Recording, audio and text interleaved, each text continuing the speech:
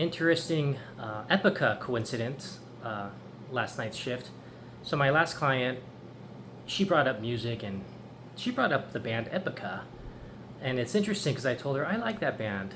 And then she was asking me, how long I recently got into them. And I told her about like the last 4 or 5 months or so. I've been listening to a lot of music the last 8 or 9 months in general, but recently I got into symphonic metal, more gothic rock and all that. And, she was asking me how I got into it.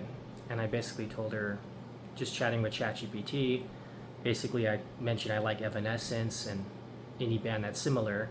Of course, it brought me to, Lacuna Coil and other bands, and I started from there. Lacuna Coil's from Italy, and then I started checking out other bands too, like from Finland, like Nightwish, or even the Netherlands, which has a lot of symphonic metal. That's where Epica's from, including a whole bunch of other bands I've been listening to as well. But yeah, we talked about Epica a lot, and I told her it was really cool because I can't really talk to anybody about it because a lot of people never heard of that band, or a lot of these European bands in general. So I thought that was kind of cool. What's funny too is there's a question at work on the whiteboard someone put in the break room, like, what is currently one of your favorite songs? And of course the list is endless as far as what I can write on there, and one of the ones I put was Canvas of Life by Epica, because that's usually a song I recommend to people just to get familiar with, Simone Simmons' voice and how pretty she sounds, very angelic. Because a lot of their songs might be a little too harsh or aggressive. It might be a style people aren't used to and they won't like it, but at least that one's more like a ballad, right? I usually like to recommend the ballads or the acoustic versions of Epica. Because the other singer, kind of growls and stuff, and most people probably won't like that, or they probably won't give it enough time to grow on them, like I did, or even the client I worked on. But basically, music has to be discovered, right? I mean, you got to get used to a band's sound, and a lot of times when you re-listen to albums more, you get familiar with the sound, and you end up liking more and more songs. That's pretty much what I do with Epica. You start liking a few songs on each album, but then as you listen to them more and more, pretty much every album is good. And I told that to my client, and she says, yeah, she agrees as well. She likes a lot of their songs, but I guess I should have been making recordings along the way because, like I said, there's a lot of new bands I'm discovering in Europe in general, but it's just funny how, she mentioned that today, and that was recently, what I wrote down on the whiteboard. I also put AWTA by System of a Down and Stupid Thing by Amy Mann. Again, I could have put other things, but I just decided to kind of put a variety of stuff. That's what I put. Amy Mann is pretty cool too because she was the lead singer for Till Tuesday, which is an 80s band. They only had 3 albums, and then she went solo afterwards. So you could say she's a solo artist.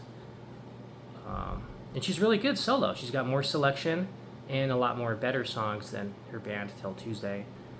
But yeah, I've been listening to a lot of folk music and stuff lately as well. Other singer-songwriters, which again, I could leave that for another video. But it's cool because a couple days ago at work, I was pretty slow. So I did a walk around like the area, around the strip mall area, and one of the signs was valet parking that this one restaurant had, and it had the word epic in it, and it made me think of Epica as well. So I thought that was kind of cool. And then, yeah, a couple of months ago, I massaged this one client, and he had a tattoo in his arm. It said, let me think here. Oh, well, I was looking at the clock. It said like 2:15. Or something like that. But then his tattoo was complete opposite. Like the shorthand was on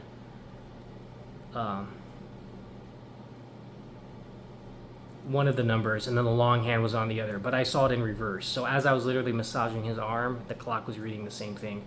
I don't remember what time it was. I think it was like 2:15, or it could have been like 3:10 or something like that. You know what I mean? From what his tattoo was. But again, I thought that was kind of cool how it showed that. So that was another cool coincidence. And I know there's a lot more, by the way. I just can't think of all of them. Like I said, lately, outside of just working hard and getting goals accomplished, I've just been, listening to a lot of music.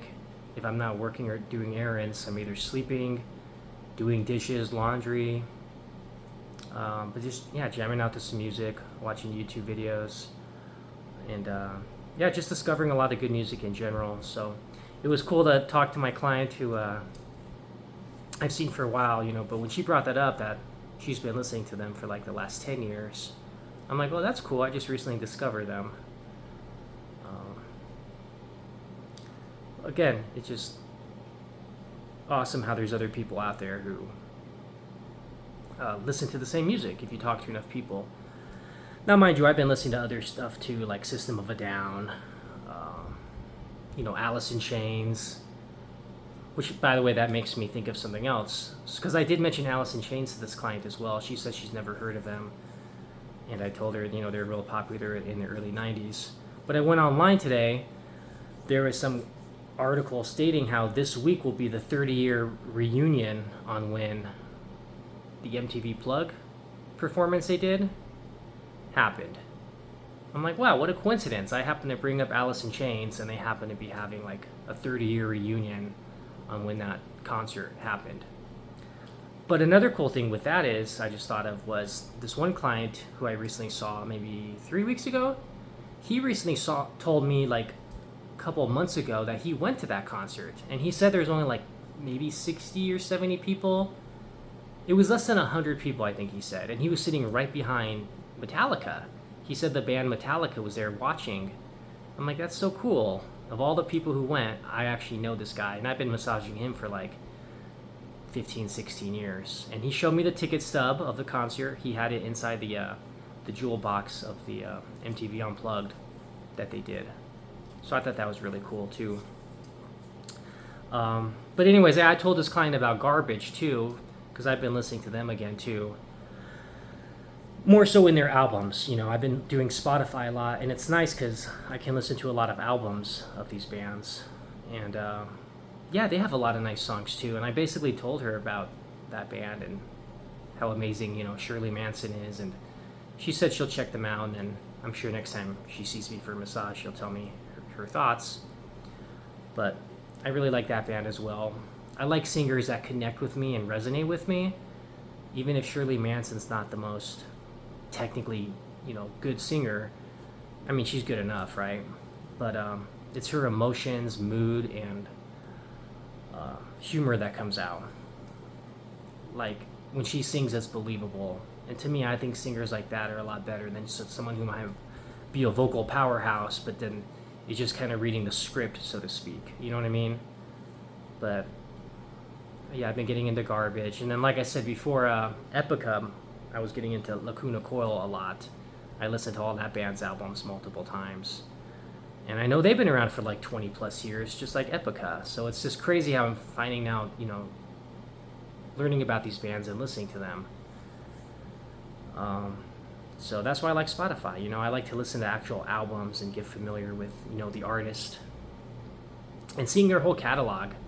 And then chatting with ChatGPT about like, okay, what album should I start with this band or that band? Usually if some albums click with me, or enough songs do, I'll probably end up listening to all their albums, maybe even some LPs, things like that. Or like other songs they have not on albums.